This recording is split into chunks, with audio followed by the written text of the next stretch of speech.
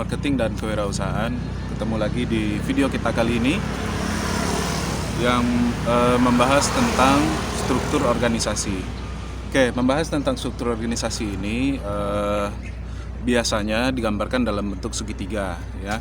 Jika kita urutkan dari bawah, maka struktur organisasi itu paling tidak ada manajemen lini, manajemen bawah, manajemen tengah, dan manajemen atas, atau dalam bahasa Inggris line management, lower management, middle management, dan top management. Nah, kalau kita bahas satu persatu, lini manajemen ini adalah orang-orang ini ya yang langsung berhadapan dengan konsumen, itu adalah lini atau line management.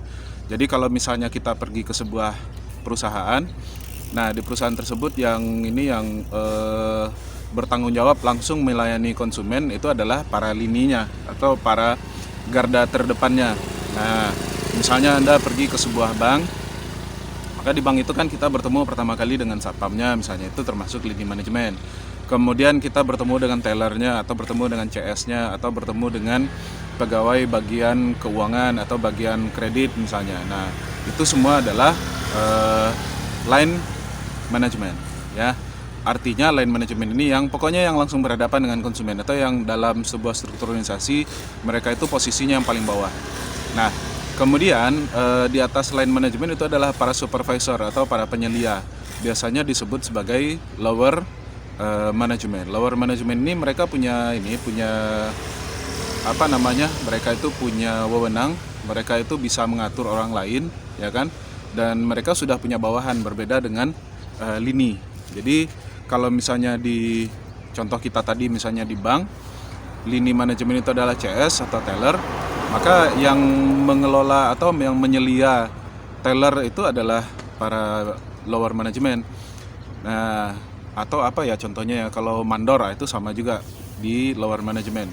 Lower management itu yang langsung mengatur pegawai yang paling bawah tadi. Oke, di atas lower management itu ada middle management. Middle management ini adalah manajer tengah. Nah, ini biasanya bidang, ya kan? Dalam satu perusahaan itu ada bidang pemasaran, ada bidang keuangan, ada bidang lain-lain gitu ya, bidang umum. Nah, yang di tengah-tengah itu adalah para manajer bidang, ya. Misalnya manajer pemasaran, manajer keuangan, manajer manajer pergudangan, manajer logistik gitu. Itu adalah para middle manager. Jadi mereka yang mengelola para supervisor tadi. Nah, di atas dari middle management itu adalah top management. Top management ini biasanya posisinya tidak banyak, bisa jadi satu orang saja atau beberapa orang gitu ya, satu atau dua orang. Nah, itulah yang mengelola seluruh perusahaan. Mereka yang bertanggung jawab membuat membuat kebijakan, menentukan arah dari perusahaan. Nah, kalau top itu biasanya kita posisinya sekarang lagi di kawasan Situ Nurbaya ya. Jadi di sini memang saya sangka tadi agak tenang, rupanya ribut juga rupanya. Oke, kita lanjutkan.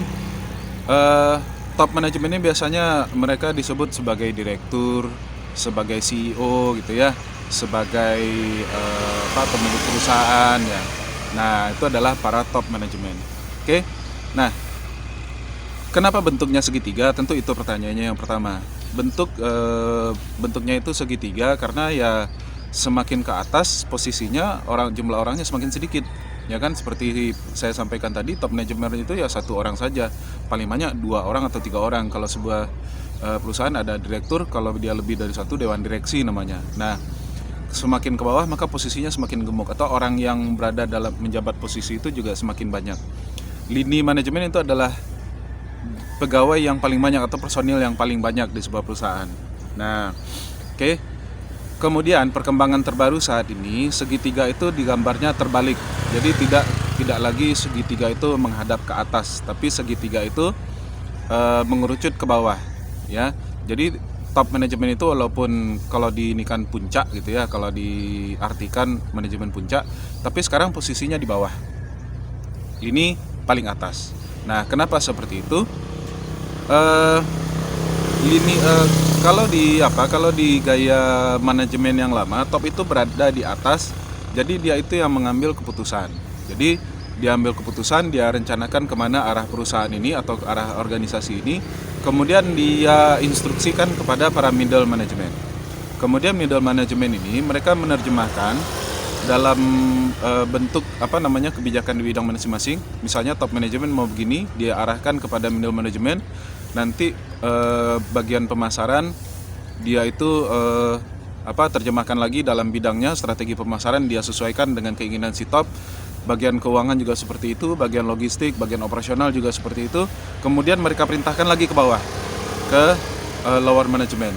Lower management mereka bagi lagi ke unit yang lebih kecil dan mereka perintahkan kepada lini. Seperti ini pekerjaan mereka. Konsumen tinggal menerima apa yang sudah ditetapkan oleh perusahaan.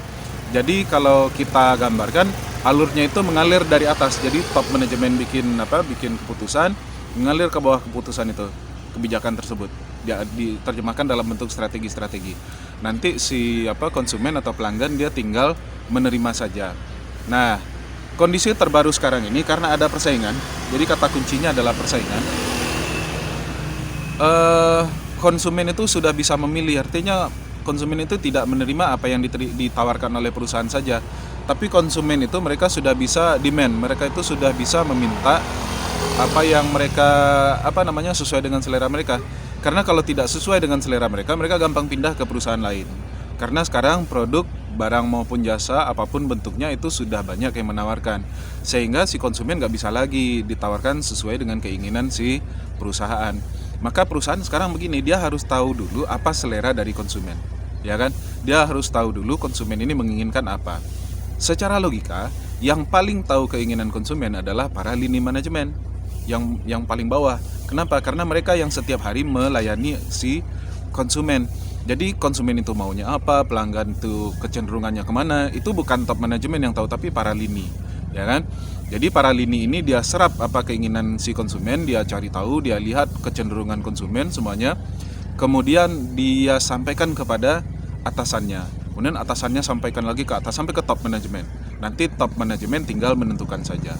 Makanya dalam sebuah rapat, kalau zaman dulu dalam bentuk segitiganya masih yang mengerucut ke atas, itu biasanya pemimpin banyak bicara. Jadi dia instruksikan, saya inginnya seperti ini sekarang, saya ingin bulan ini kita mencapai ini.